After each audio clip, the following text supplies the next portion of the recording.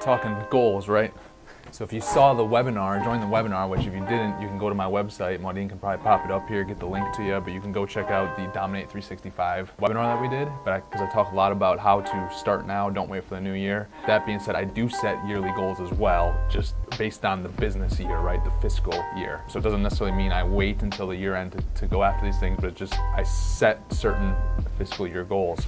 And how I do that, right? I know where I want to be long term. I have this long term vision, I have these goals, I have these targets set out there, right? What I do then is I kind of work backwards. Okay, by when do I want to reach it? I ask myself, right? So I put a date on it. Is it going to come true? Hey, I don't know. But it's something to progress towards, it's something to shoot for, it's something that keeps me excited every single day to come into the work and to battle through, you know, days that there's frustrations and everything. By having my eye on the prize and a plan to get there, it keeps me going every single day. What I do is I kind of reverse engineer it, right? And let's say there's 10,000 steps for you to get from where you're at, which may be nowhere near your goals.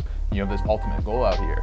Well, you're not gonna know step 9,000, you're not gonna know step 7,000. You know where you gotta get to, you can start reverse engineering that a little bit, and then you can figure out by reverse engineering it, you can kind of find out different milestones where you need to be to get that pace set to achieve that goal by whatever time you would choose, right? So I back that down. If I have a 10-year goal, I back it down. Ultimately, okay, where do I need to be within the next 5 years? Based on that 5 years, where do I need to be at within 3 years? And based on the 3 years, what do I need to do to accomplish this year over the next 12 months to put me on pace for that 3 year that then sets me up to the 5 year that then sets me up for the 10 year? From that, I then break it down quarterly. So then for 2022, I've got quarterly goals, and then I've got monthly, I've got weekly, and that kind of gives me what I need to be doing day to day with the big tasks to push forward to get to where we need to be. So if you break this thing down, and I've got numerous documents here that I've broken it down every single quarter, and I'm updating, right? And so the 3-year picture that I put out there back in 2020 was to be by December 31st, 2023, right? And I document all this stuff so I can go back and review it. I can see progress, I can see where we struggle, I can see where we grow. Then I can ask myself, why did we struggle? Why did we grow? And I can look at different things we did as a company, who we hired, what opportunities we were saying yes to, maybe where we were wasting time and had to refocus. So by tracking this, I kind of can then troubleshoot along the way. And it's never perfect, right? It doesn't mean I'm gonna necessarily hit the goal on time, but we're gonna be a lot closer because I did this, or hit it because I did this, or we're gonna go out and goals I set in 2017 that I didn't think we'd accomplish till 2030, we did in 3 years because of doing this. 3-year picture back in 2020, so ending December 31, 2023, the goal was to have 5,000 units under contract. So we still have, not under contract, owned, right? 5,000 units owned. That is, you know, by December 31, 2023. Then I broke it down. So starting about a year ago, right? Yeah, about a year ago, 2 years ago, I started breaking down what do I need to do each year to then hit that. What is beeping? It's just fucking driving me nuts. Dude, me too, I don't know. Put that on vibrate. But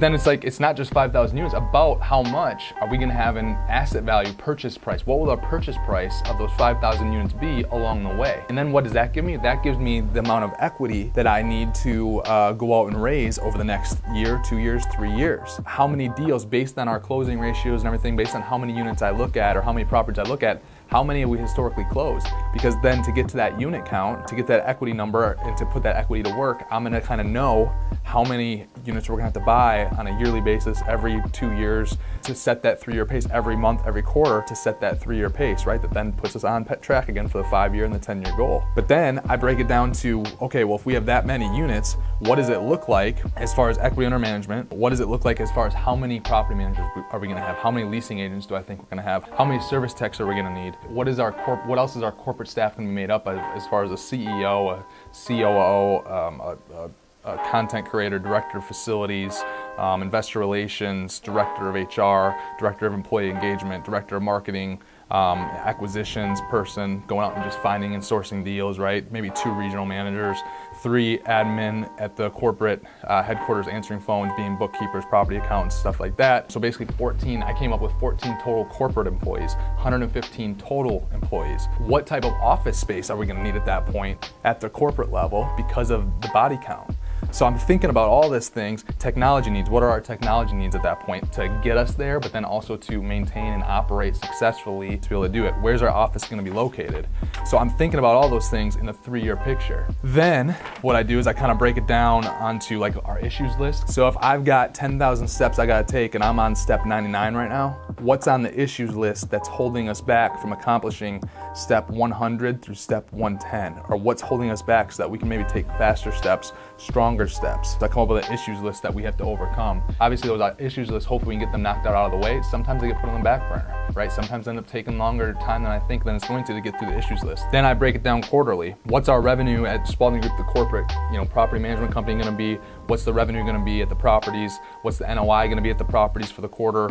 What's it gonna be at the corporate level for the quarter? And then I've got quarterly rocks and who's kind of assigned to those things as far as, is it me? Is it a COO? Is it our content creator? Is it our controller? And then again, measurables, I break it down into the 1 year. So what I've got right now to keep us on pace for that basically 3,000 mark is our 5,000 unit mark by the end of 2023 is basically acquiring 1,048 units in 2022. And so I know that we're gonna have to put ballpark 50 to 60 million. I've got $52,450,000 of equity that we're gonna have to put to work. Well, where's that money coming from? Do we have the investors for that already?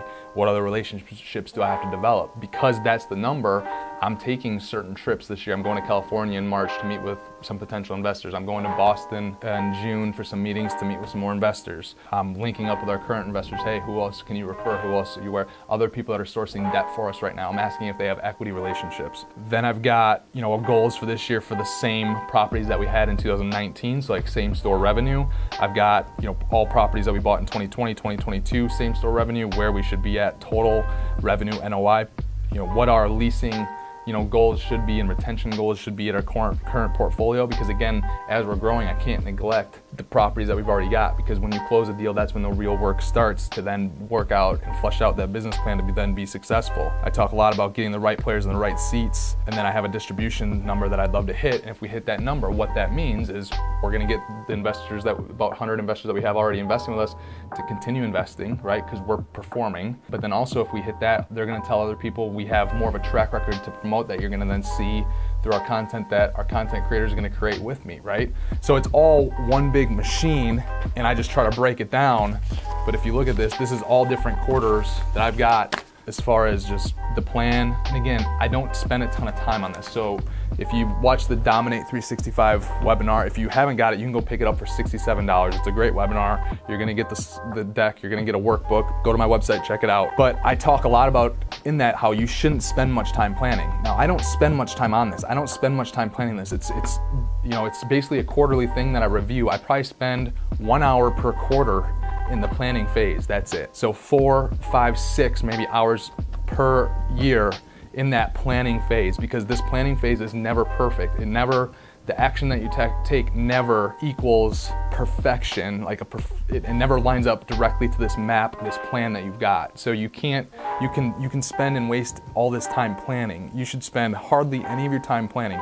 4 to 6 hours, even though I'm doing this much detail and got an idea where we're going, it's 4 to 6 hours a year that I spend on this. Versus someone else out there that will spend 4 to 6 hours in one day planning for a goal that is, maybe not as big as they should be shooting for, right? Because they're not willing to get uncomfortable to go for the real true dream. So action is greater than the plan. You gotta take action. You gotta have the vision. The vision is also greater than the plan. The action plus the vision is all of it. That's all of it. The vision that you have, the action that you're gonna take to go after it. Planning is this big, but it is how I set goals. It's how, I write the goals that I have, I write them down every single day, 1-2 times a day. So like we're sitting, 18 days into the new year, I've already written my goals down 26 times, I think, right? How many other people do you know that have written their goals, they're writing their goals down 1 time a year?